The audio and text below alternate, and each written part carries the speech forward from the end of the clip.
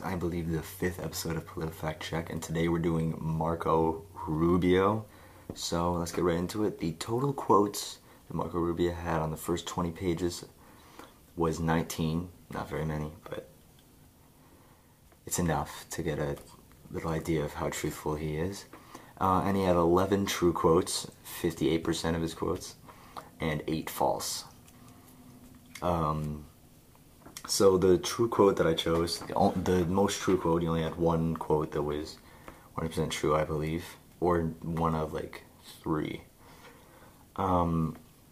It's, quote, "The Iranians are now saying that what we're saying the deal is, and what they understand the deal to be, are 2 different things." Which, that's kind of how democracy, I'm a fucking moron. Diplomacy and negotiation works, you know? You don't agree, so you talk it over, and then you'll agree. This was a quote back from April in 2015, so it's before the deal was really big, and before, this is just when the framework for the deal was going on, so the fact that he thinks that we should already be in agreement on things is idiotic and just extremely thick. But so there's the research. So the countries involved are obviously Iran and the United States, and then China, France, Russia, the UK, and Germany. The Iranian Foreign Affairs Minister, Mohammad Javad Zarif, stated the American fact sheet was in contradiction to the framework that they developed at Switzerland when they were doing the deal. And the differences that they pointed out was the timeline and conditions for sanctions. Iranians believed that the sanctions would not be able to be placed back on them, while Americans thought that we simply took them off momentarily, and if they broke the promise, then they would, if they broke the rules and things, we would place the sanctions back on them. And the other is the level of access that international inspectors had. So just like if they wanted to go in and see if they had a surplus of uranium or anything like that, Americans thought they would be able to get in much quicker and anytime they pleased, and Iranians thought that was a bit overline. And now it's resolved now, because it's almost been a year since that happened. That's pretty great. But yeah, it's not very relevant today. That was the most true quote. But the fact that he's pointed it out means that he didn't really understand the deal, and he doesn't understand diplomacy or foreign politics or anything. So the false quote is hostages were released as soon as Ronald Reagan took office because Iran perceived that America was, quote, no longer under the command of someone weak. Now this quote has been said by many different people, as I'll tell you soon, but let's get into it. So the research for this, the administration of Jimmy Carey did actually do all the work for the release of the hostages. If you don't know Jimmy Carter. God, I'm tired, I apologize. Jimmy Carter's administration did all the work for the release of the 52 American hostages in an Iranian embassy. And this happened in 1979, the hostage crisis of 1979. And so Romney, the Republican candidate for 2012, said the same exact thing as Rubio did. And he was also put onto Politifact, and he was also proven wrong. So it's just another thing that shows that Republicans just don't research shit. They just never will. They're morons. Especially Rubio. He just listens and says, oh, I think that's right, so I'm just going to do that. I'm just going to say that because It's Ronald Reagan, and we'll get into Ronald Reagan later. So, so the Islamic revolutionaries overthrew the Shah, which, if you don't know what a Shah is the leader of Iran, and they were holding 52 American citizens and I believe citizens and soldiers in an embassy. Now, negotiations started in 1980 September, so that was before the election took place. And the agreement involved 11 to 12 billion dollars that Carter froze because of the hostages. He froze that amount of money from Iran.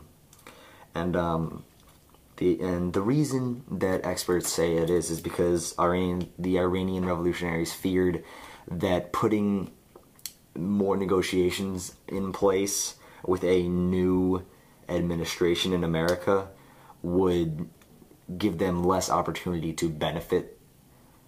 So that's why they let the hostages go, because they didn't think they could receive anything more from it. So I wanted to point out a little extra category. I actually have two today because I need to talk about this. But there is a ranking on the Politifact scale of truth, and there's the half true, which is basically the next is false. The next is mostly false. It's false, mostly false, half true, mostly true. So, Marco Rubio, who had 11 true quotes, 7 of which were half true. So that tells you a little something too, that even though I'm labeling them as true, it's that they're not 100% true. And my other talking point I wanted to get to was, why do Republicans love Reagan so much? Like, it's scary how much they love Reagan. Like, the best things I can think about is he ended the Cold War, and he ended the Cold War. But there's many more negative things I could think about. How about trickle-down economics? Tax cuts for the rich. It's stupid. Even Republicans today disagree with that. Like, even conservatives would be like, why? Oh, yeah, because no one wants to do that except the rich who own politicians. And the other one that's really bad, that I think is really bad, is the peace through strength philosophy. Which, I mean, Republicans love because they're like, oh, you can't be a pussy, you gotta have a big army. And then they go and cower behind Donald Trump, who's a big flamboyant asshole, who's just like, I'm gonna kill all Muslims. And they're like, oh, you make us feel so safe. It's like, the hypocrisy is sickening. But the peace through strength philosophy is fairly self-explanatory. It's the bigger your army, the more peaceful it will be for your nation.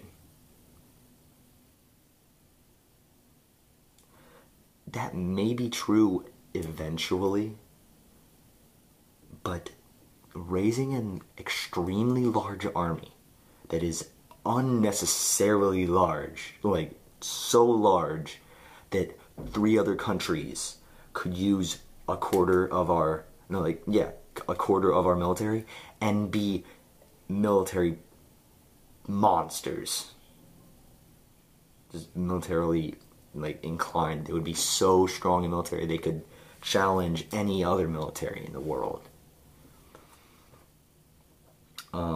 But another thing is, it takes the money away from other things that are more necessary, like education, healthcare, Social Security, everything. It takes money away from that to put into your military that you don't need.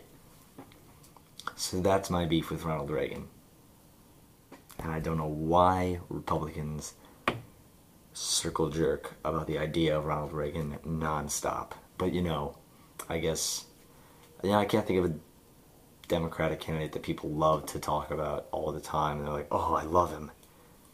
Can't think of one. You know why? Because we realize there's some things that they did wrong and there's some things that they did right.